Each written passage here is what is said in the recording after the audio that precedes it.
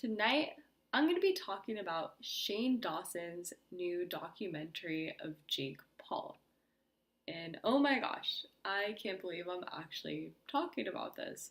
But it's pretty important because this video, or the actual videos part of the documentary, unveil some sort of truth and evidence that Jake Paul is a sociopath.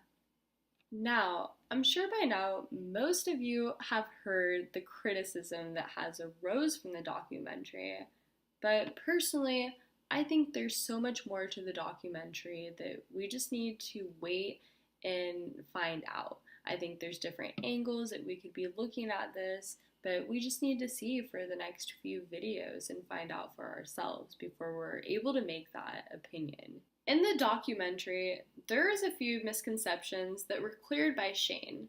One of the misconceptions were that psychopath and sociopath were just thrown around pretty lightly throughout the mix of the second video. When you're presenting what it's like to be a sociopath with psychopath tendencies, this is very dangerous and can be a bad misconception that you're pushing forward to your audience. Not only can this portray Jake as a psychopath, but it can also give the idea that psychopathic tendencies are basically what forms a sociopath. And, the physical tendencies that you have are not attributed into what defines a sociopath.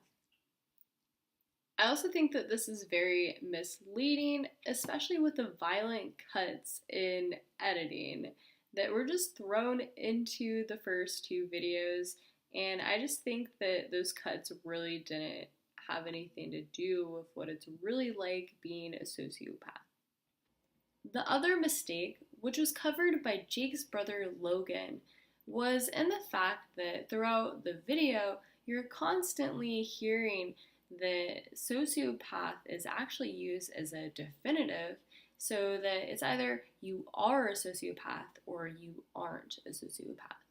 When in reality, when you're diagnosing someone that is sociopathic, you would look at their sociopathic tendencies and see where they lie on the sociopathic spectrum. It is actually very unlikely that sociopathy cannot be cured, because we cannot force empathy onto anyone. We're just not able to do that. And without, being able to make someone experience empathy, real emotions, real thoughts not real thoughts, but, real experiences through happiness and madness, sadness, all of that together, we can't do that. So there's simply no cure. As for the rest of the documentary, well, we're still not sure yet, but part 4 and part 5 should be released pretty shortly, so then we'll be able to see then. In Shane's next video, he won't, or at least should not, be mentioning that Jake is a sociopath, because he actually made a disclaimer for the next video saying that he actually doesn't have any experience to actually be diagnosing these mental conditions.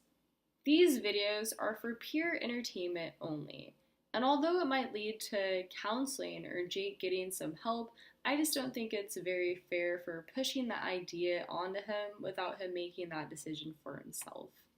Overall, the documentary is very entertaining, and even though it doesn't depict the accurate portrayal, it is very insightful. My opinions on this matter could change as the series starts to develop and continue on, but as of right now, I really wanted to get this out there since Shane is taking a break from putting out the videos for a while. Part 4 of the Jake Paul series will be coming pretty soon on Shane Dawson's channel, so go ahead and check that out when it comes out.